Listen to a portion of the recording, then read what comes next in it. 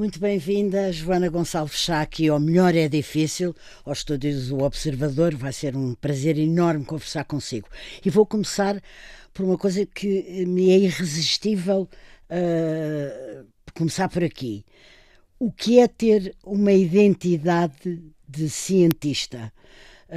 Lembro-me que um dia ouvi dizer que ser cientista não é necessariamente um emprego, é uma identidade. Ora, o que eu queria saber é se nasce-se com essa identidade ou ela brota da certeza a que a Joana foi conduzida pelo estudo, os seus mestres, a investigação, o esforço. Obrigada pelo convite para estar aqui, é um gosto. Na verdade, eu acho que há tantas formas de fazer ciência como há cientistas. Cada cientista tem o seu percurso e tem o seu caminho.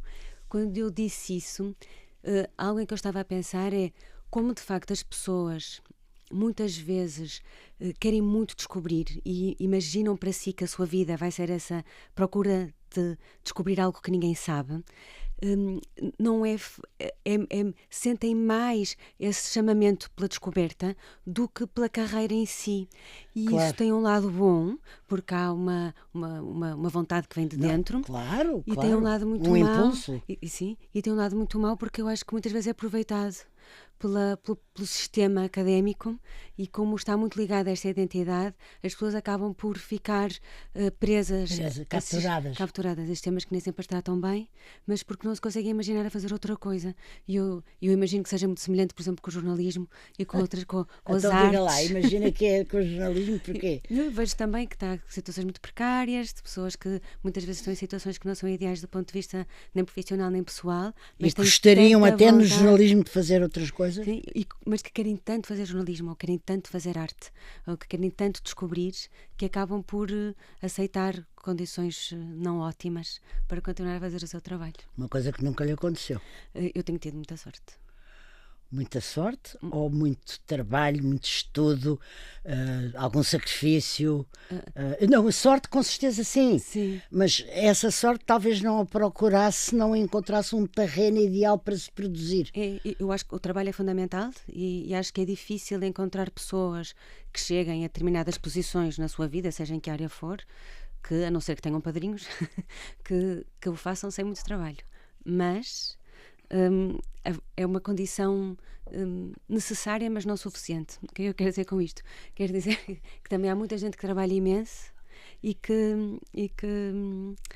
não consegue, quer dizer, que por muitas razões, não é? Eu penso muitas vezes nas senhoras que se levantam às 4 da manhã porque vivem nos subúrbios de uma grande cidade, 3 transportes, trabalham enquanto toda a gente está a dormir e continuam a trabalhar quando toda a gente já está em casa. E não é por aí, não é suficiente, não é? O trabalho não é suficiente.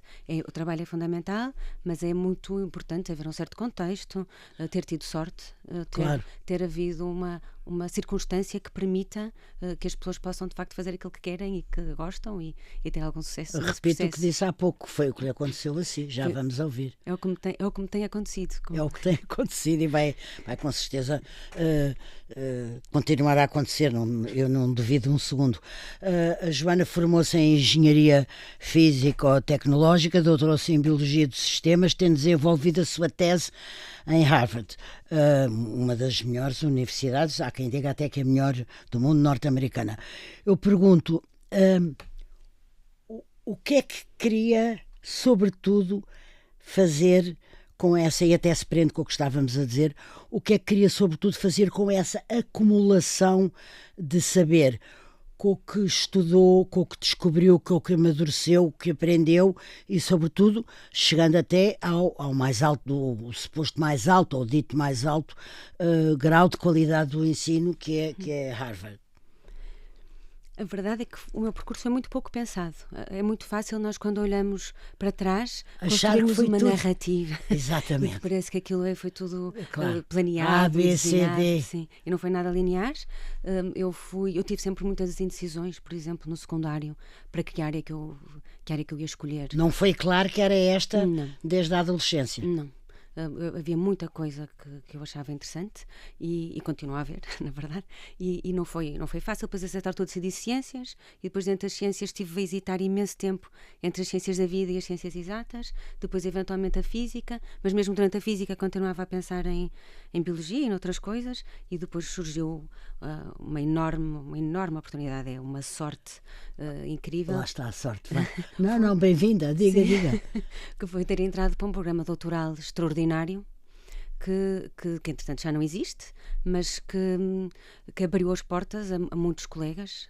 Está-se a referir? Ao programa do Instituto Gulbenkian de Ciência. Sim, já lá vamos. Eu estava estava no antes. Sim, não, e aí é que depois houve uma possibilidade, por exemplo, de desenvolver a minha tese em Harvard, foi através desse programa, e depois, quando nós começamos a ter estas sortes, não é? Depois é mais provável vermos até mais sorte, não são acontecimentos independentes, não é? E então, quanto mais oportunidades vão surgindo, maior é a probabilidade de aparecerem outras oportunidades boas, e com o trabalho e tentando ao máximo ir agarrando e podendo fazer coisas diferentes. E entretanto, já vamos ao Instituto Gulbenkian de Ciência, mas eu pergunto o seguinte... eu sei que Harvard foi justamente uma consequência de estar no Instituto, mas de Harvard teve 3 bolsas seguidas. Ou seja, isto não pode deixar de ser um orgulho e um reconhecimento do seu valor pela aquela instituição académica. Não, eu fui para Harvard com uma bolsa do Instituto Gulbenkian de Ciência e da Fundação para a Ciência e a Tecnologia. E depois essas bolsas do Conselho Europeu de Investigação tive já como investigadora em Portugal. E aqui, mas teve, é aí que eu quero chegar. Sim. Pois, e mais uma vez, a primeira foi ótimo. A segunda e a terceira já são dependentes da primeira. Por isso foi... às vezes nós olhamos para os currículos e pensamos esta pessoa teve aqui e aqui e aqui e aqui, mas esquecemos de perceber que... Como é que se encadeou? Exato, a pessoa esteve no sítio B porque tinha estado no sítio A, não é? Claro. Ter estado no sítio A aumenta a probabilidade de ter estado no sítio B. Ter tido aquelas primeiras oportunidades aumenta a probabilidade de vir ter outras oportunidades. Claro, evidente. E aqui, se tivermos essa sorte, cria-se esta bola de neve em que a qualquer momento pode ser travada, mas que eu se olho... É isso, eu acho que se olho para as pessoas que estão a conseguir fazer aquilo que gostam e com algumas condições, há algo que é claramente comum, que é muito trabalho. É raro mesmo haver alguém que não tenha uma enorme motivação e que não trabalhe muito para aquilo, e depois há sempre umas sortes no início e que a certo ponto que distinguem que no fundo abrem umas portas que antes não existiam, e passando por essas portas há chega-se, por exemplo, conhecer o professor António Coutinho. Sim. Já vamos ao professor António Coutinho, como não poderia deixar de ser, mas eu gostava só de ouvir um bocadinho falar de Harvard, norte-americano, outro continente, talvez outra estrutura de ensino. O que é que retém da sua passagem por lá? O que é que foi mais interessante, surpreendente, decepcionante, até se quiser? Foi uma experiência de facto ótima, não só estar naquela universidade. Quanto tempo foi? Eu tive nos Estados Unidos quase 7 anos, no total. Já é muito ano para poder transmitir-nos aqui uma vivência. Sim, e na altura foi uma grande parte da minha vida. Claro. Eu fui relativamente nova. Que idade tinha quando foi? Eu tinha 25, penso eu, e voltei com 32. Por aí. E depois Harvard é quase colado ao MIT. Exatamente. Aquela avenida tinha imensos seminários, aulas a toda a hora, que eu tentei aproveitar ao máximo, na minha área e fora da minha área. Eu cheguei a ter aulas de economia enquanto lá estava, porque me interessou. E havia muito essa dinâmica. Havia uma dinâmica que eu não estava nada habituada em Portugal. Por exemplo? Apoio aos alunos. Pelo contrário, portanto, eu vinha do Instituto Superior Técnico, mas eu acho que a maior parte das outras escolas de engenharia em Portugal são semelhantes, em que havia até uma cultura de abuso, não é? De dizerem aos alunos: vocês não prestam, vocês são fracos, vocês não deviam estar aqui.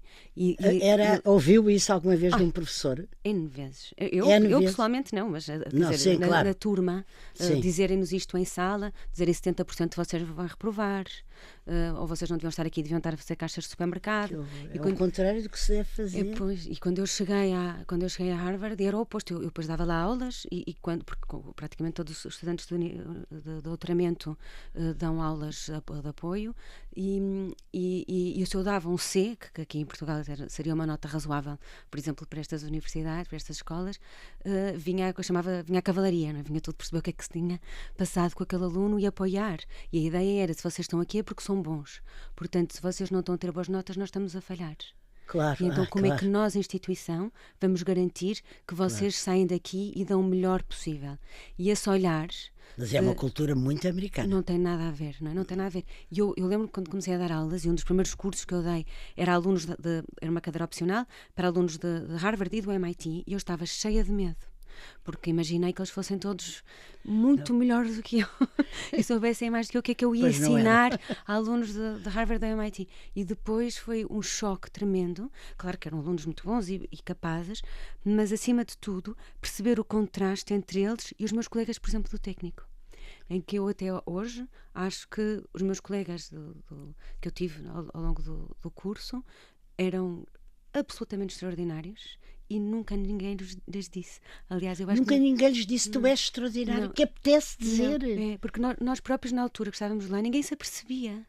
Nós achávamos genuinamente que éramos limitados, que havia algo de errado connosco, e estávamos sempre a hesitar, a pensar se estaríamos no curso certo. Ou seja, já passaram muitos anos daquilo que sabe, que não é presencial, evidentemente, mas daquilo que sabe ou ouve, continua assim. Bem, eu na verdade depois regressei e até estive no Conselho Pedagógico. Peço desculpa, isso é que passou-me, sim. Foi tão pouco tempo que eu nem costumo pôr no currículo, na verdade. E é claro que está muito melhor, mas muitos dos mesmos vícios continuam e tem sido aberto a vários jornais até que fizeram reportagens sobre isso. Há uma cultura que é muito difícil de mudar, que é a ideia de uma escola como filtro, que está lá para selecionar quem é que se salva e quem é que não vale a pena, ou uma escola como regador, que está lá para garantir que todas as sementes que lhes entregam são regadas e podem florescer o mais possível. E acho que essa diferença de visão que duas escolas podem ter, duas escolas de elite ou duas escolas que querem o melhor para os seus alunos, podem ter a visão do filtro, ou do coador, ou podem ter a visão do regador.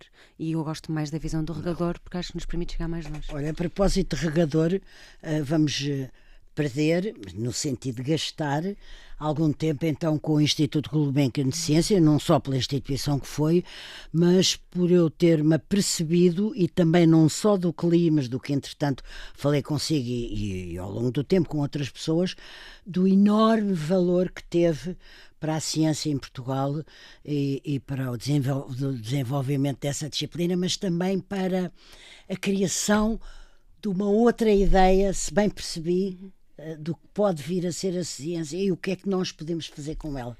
Tem que me corrigir se eu estiver a dizer coisas... Para mim descreveu perfeitamente. Foi mesmo uma escola em diferentes sentidos e nos melhores sentidos. Mas temos que explicar um bocadinho a quem está a ver ou a ouvir a formação do Instituto Gulbenkian de Ciência. Portanto, o Instituto, havia um Instituto de Estudos Avançados do Instituto da Gulbenkian, em Oeiras, que a certa altura foi convertido mais em Ciências da Vida e Ciências da Saúde, e que em mais ou menos 93 começou um programa doutoral. 1993 começou um programa doutoral único, tanto quanto eu sei, único em todo o lado do mundo. E o que acontecia era... Em todo o lado? Em todo lado, qualquer lado.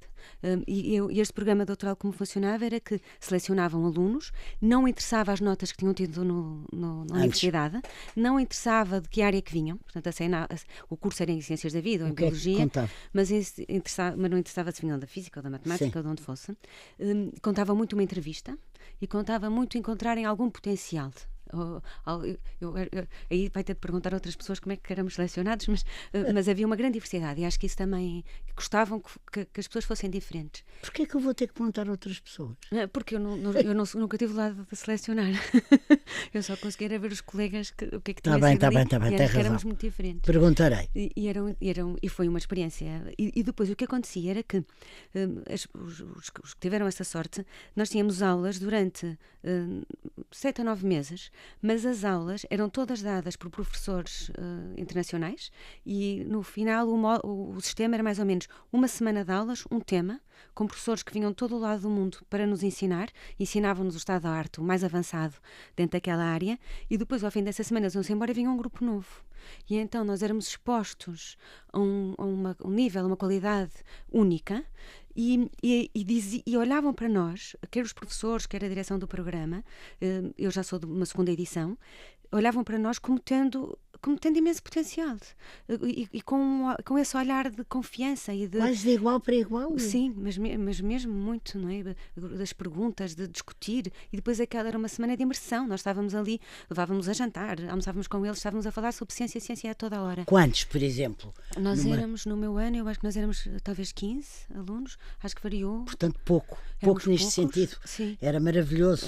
E os professores eram 3 ou 4 talvez por semana, alguns ficavam um bocadinho mais de tempo, mas vinham com uma disponibilidade enorme era falar sobre aquilo, era assim um privilégio e uma coisa extraordinária, e juntava-se quer esse olhar de confiança, de que era a primeira vez para muitos de nós que olhavam para nós a achar que nós podíamos vir a ser cientistas, que interessante. E ao mesmo tempo o nível de exigência é muito grande, portanto não era só baterem-nos nas costas e dizerem vocês são muito bons, era puxarem por nós o mais possível, era trabalho, a sério, de trabalho e de lerem e de pensarem e de puxarem.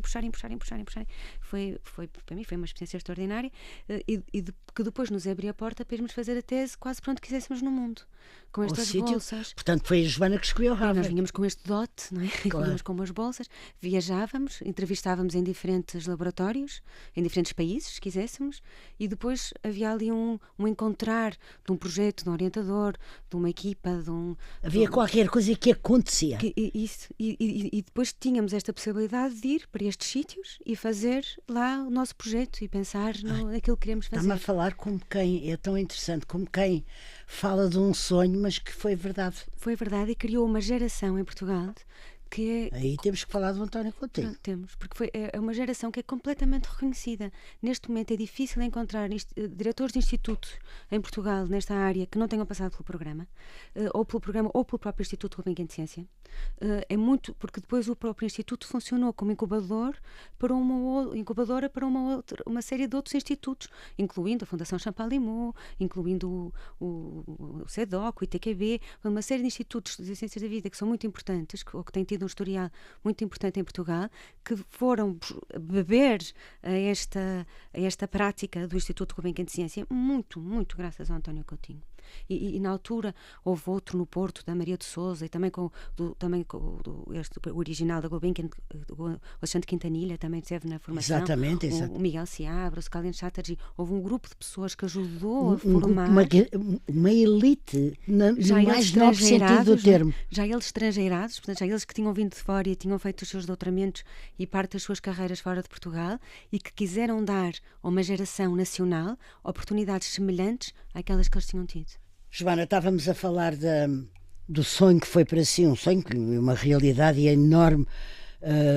o enorme privilégio da sua formação no Instituto Gulbenkian de Ciência, e estávamos concretamente a falar de uma personagem, tem o estatuto de uma personagem, o professor António Coutinho, da importância que ele próprio e a pessoa dele, a personalidade dele, a forma mentis dele teve nisso tudo que acabou de descrever. E portanto eu gostava que fosse a Joana a recordá-lo agora aqui um pouco. Também é um convidado desta melhor é impossível. Pois, eu acho que é raro haver pessoas que deixem um legado e um impacto tão grande nas gerações seguintes como ele tem deixado. O que é que achava que havia na personalidade dele que tivesse dado origem ou tivesse tido como consequência tudo o que descreveu? Eu acho que há aquela conjugação... Uma mistura de ingredientes, uma personalidade especial, Há uma conjugação de fatores, não é? Porque é uma pessoa muitíssimo inteligente, é uma pessoa com uma enorme capacidade de trabalho e é uma pessoa que tem algo que é muito incomum, que era esta confiança que ele nos transmitia. Mas era aí que eu queria chegar, porque há muita gente muito inteligente, outras com muita capacidade de trabalho, mas... Não, mas ele é um regador. Portanto, nunca é aquela horrível. butifarra que Sim. vai tentar matar as sementinhas. Sim. Para mim foi, e sei que para muitos funcionou como regador. Nós por vezes chegávamos, eu acho que era uma experiência muito, muito comum, de nós chegarmos ao gabinete dele com uma ideia e dele a explicar, e por mais louca que fosse, e uma delas foi algo que depois eu acabei por desenvolver, e ele só dizia: força, rapariga, como é que eu posso ajudar? Força, rapariga, ótimo. E é Sim. tão Porque é que era raro. louca a ideia? Porque na altura era para tentar replicar este modelo do programa doutoral, de que eu tinha sido aluna e uma enorme beneficiária, para os PALOP. Pois, é que eu achei que devia ser isso, e era a minha próxima pergunta, porque foi quer dizer, uma iniciativa sua absolutamente extraordinária, e talvez a maior que tenha tido pelo impacto e a enorme massa de gente a que chegou. Espero que sim. Foi com certeza. Só às vezes Então, foi fundadora e diretora do programa de pós-graduação de Ciência para o Desenvolvimento, com o objetivo de promover a investigação científica nos países africanos de expressão portuguesa.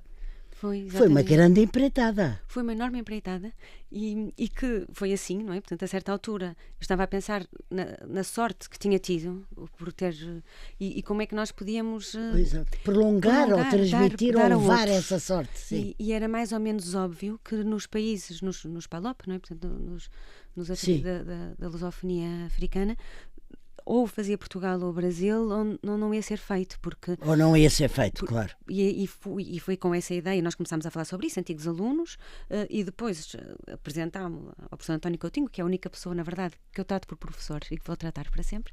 É a única pessoa. Olha, isso é que diz tudo. É o maior elogio que se pode fazer. É mesmo verdade. E fui lá, e eu acho que me entusiasmei se calhar mais do que os outros, porque estávamos todos a falar num encontro de antigos estudantes, e fui lá e disse: então, e se nós fizéssemos isto? E ele disse: força, rapariga.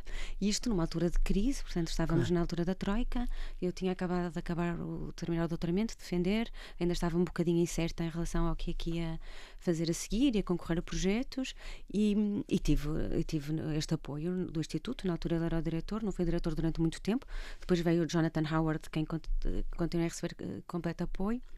E montámos-lo. Portanto, basicamente andámos a bater a portas, a conseguir financiamento, e conseguimos. E depois, porque também já havia esta massa crítica que o Instituto tinha ajudado a criar, eu comecei a mandar e-mails para os antigos alunos a dizer quem é que estaria disponível para dar aulas gratuitamente, porque não vamos ter dinheiro para pagar nada a ninguém. Claro. Quem é que estaria disponível para entrar nesta bolsa de voluntariado para poder ir dar aulas aos estudantes vinham cá ou vocês iam lá? Fizemos tudo em Cabo Verde. As duas coisas. Fizemos tudo em Cabo Verde, com o enorme apoio do governo cabo-verdiano na altura e do ministro António Começaram Silva. em Cabo Verde?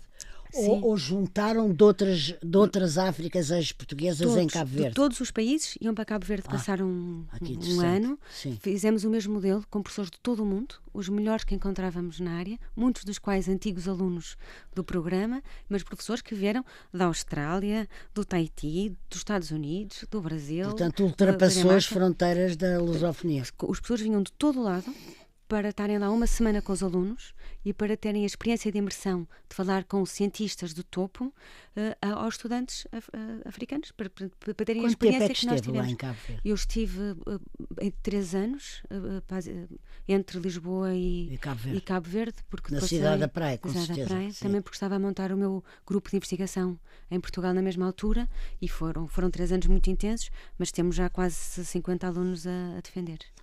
Olha, e hoje, eu ia fazer outra pergunta, mas ainda quero voltar atrás. Hoje, o que é que resta disso? Existe, continua? O programa terminou, foram 4 anos, 4 edições. Mas não houve uma... Não houve renovação. O programa nestes moldes já não existe. Agora há estes alunos, que muitos dos quais regressaram aos seus países, e que me dá um gosto enorme, porque muitos deles estão, de facto, a conseguir fazer investigação, e com imenso sucesso. Outro dia, algumas, por exemplo, antigas alunas, agora cientistas, que regressaram a Cabo Verde, e já conseguiram ir para Cabo Verde, em fundos competitivos internacionais, mais dinheiro do que todo o governo cabo-verdiano tinha investido no programa inteiro. Portanto, já se pagou quase 10 vezes. Que interessante. e prémios e distinções e não só, independentemente destas coisas assim que nós conseguimos ver que são mais qualitativas, há toda uma possibilidade de ter saído e ter estudado e tivemos sorte também que tivemos alunos fora de série, Claro. mesmo cientistas de mão cheia, que me enche de orgulho. É tão bom ouvi-la. Olha, entretanto passou um bom par de anos e alguma coisa, ou muita coisa, não sei, é isso que eu lhe pergunto, deve ter mudado, porque um dia a Joana disse assim: não compreendo grande parte do desenho que tem sido feito no Sistema Científico Nacional. Mas já houve tempo em que a Joana achava que compreendia, como esse tempo que acabou de me descrever. Portanto, houve uma geração que fez coisas muito interessantes, como a Joana também reconheceu agora, diferentes, que houve toda uma confluência e tudo isso que acabou de dizer. Mas não está muito de acordo com o desenho atualmente do ensino. O que é que me pode dizer de mesmo substancial sobre isto? Ou seja, substancial, de importante, que vale a pena ser dito, ouvido e tido em conta. Bem, eu escrevi um ensaio sobre o assunto onde tento desenvolver porque é que eu acho que as coisas não estão bem e como é que eu acho que poderiam ser um pouco melhores.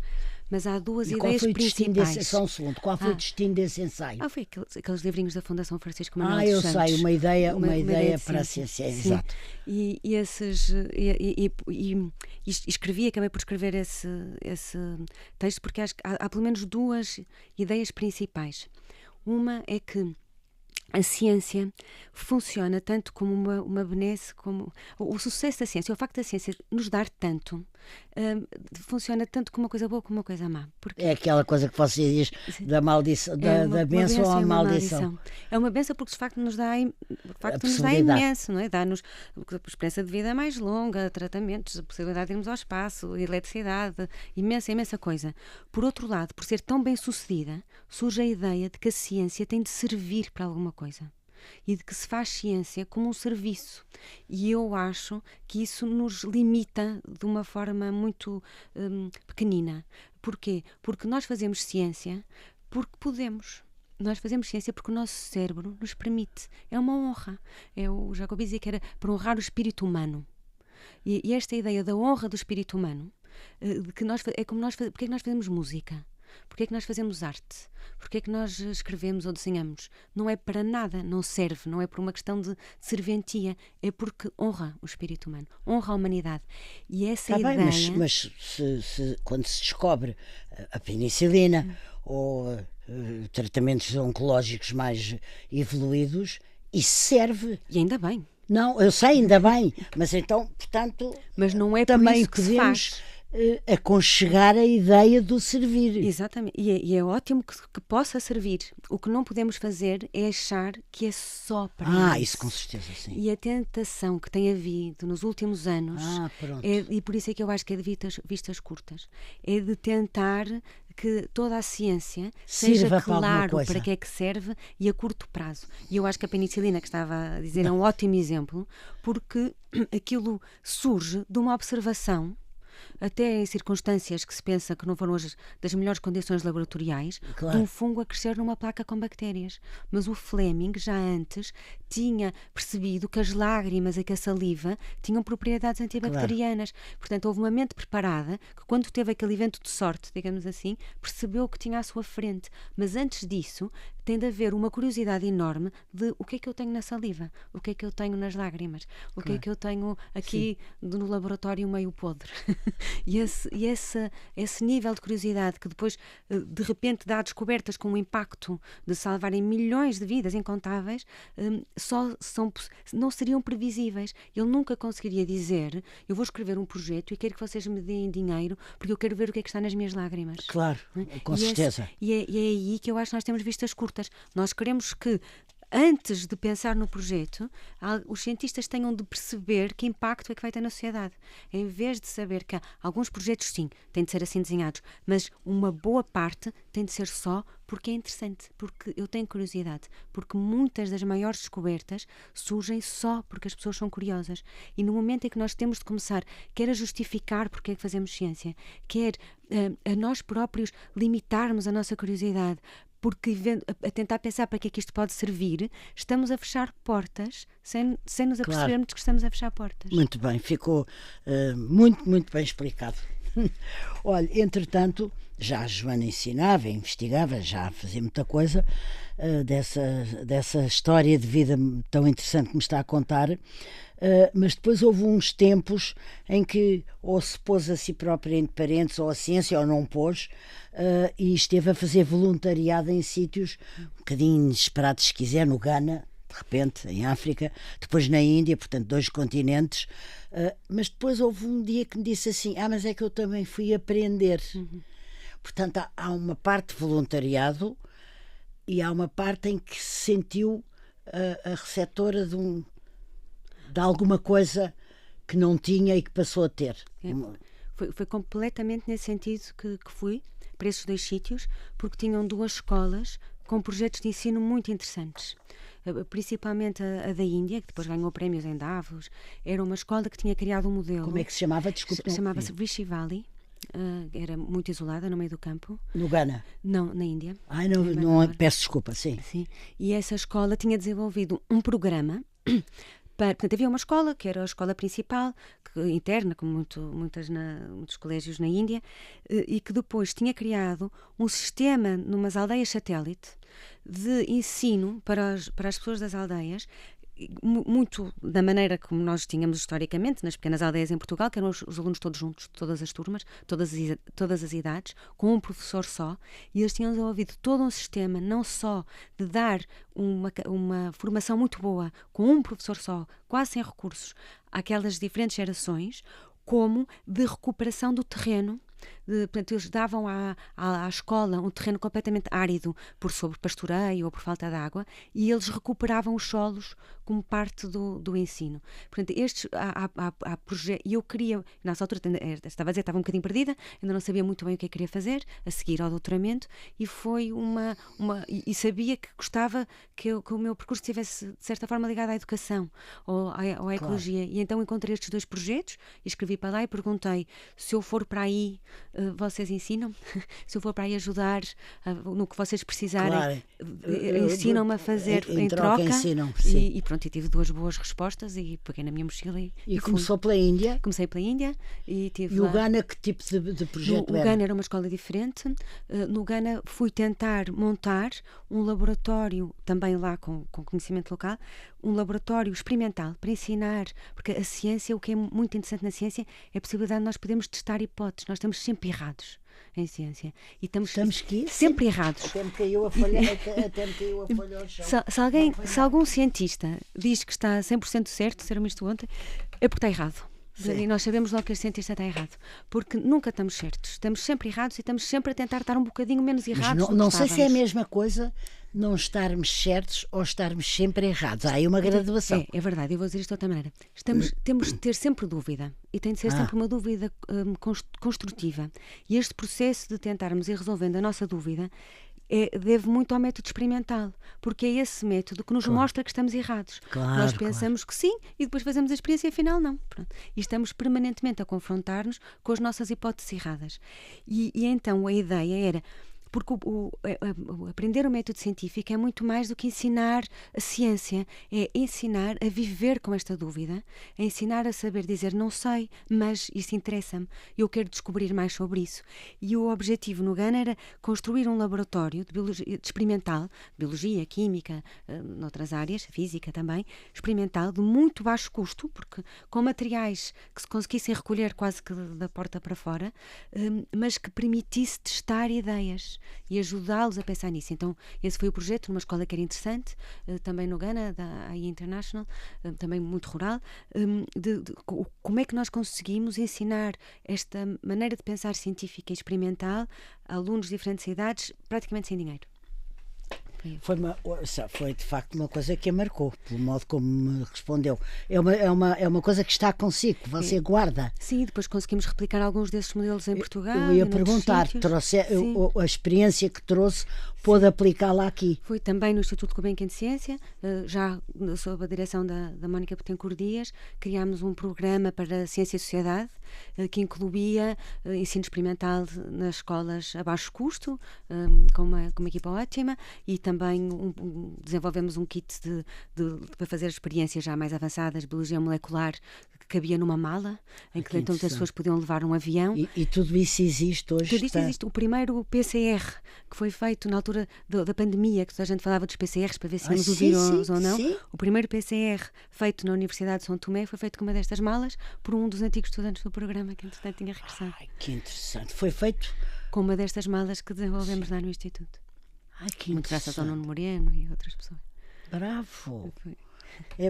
Então não imagino o que é poder ouvir coisas que correram bem, mas que não correram bem por acaso. Você fala muito da sorte e tem razão, porque a sorte depois cria a probabilidade de haver mais sorte, explicou isso muito bem. Mas, no fundo, está-me a contar uma história que correu toda ela bem, que é a sua própria história. Pois, eu assumo a responsabilidade da frase. Não, mas vamos para a frente. Também correu muitas vezes muito mal, não é? Também houve muitas noites sem dormir e eu... Não, muito mal era quando tinha uma dúvida ou quando estava num impasse ou muito mal por razões mais graves. Há sempre coisas difíceis e há sempre aquela sensação de que nós não estamos a fazer, que estamos a falhar aos estudantes. É uma sensação permanente. Acho que é um bocadinho a sensação dos pais também, não é? Que achamos sempre que estamos a falhar aos filhos. Mas é interessante que eu agora ia ao ensino, porque investiga, mas também ensina, não é a mesma coisa. É professora na nova School of Business and Economics da nova SBE e no Instituto Superior Técnico e membro do corpo docente externo diga lá como é que se chama a história em Viena. Complexity Center. Já estive na nova SBE, já estive no Instituto Superior Técnico, agora estou no LIP e na Universidade Nova de Lisboa e no Complexity Science Hub em Viena.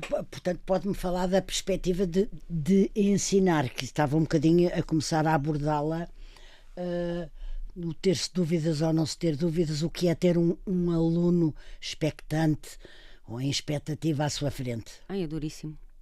E acho que não nos preparam quando nós começamos num percurso científico para orientar, para apoiar estudantes e não há como não lhes falhar.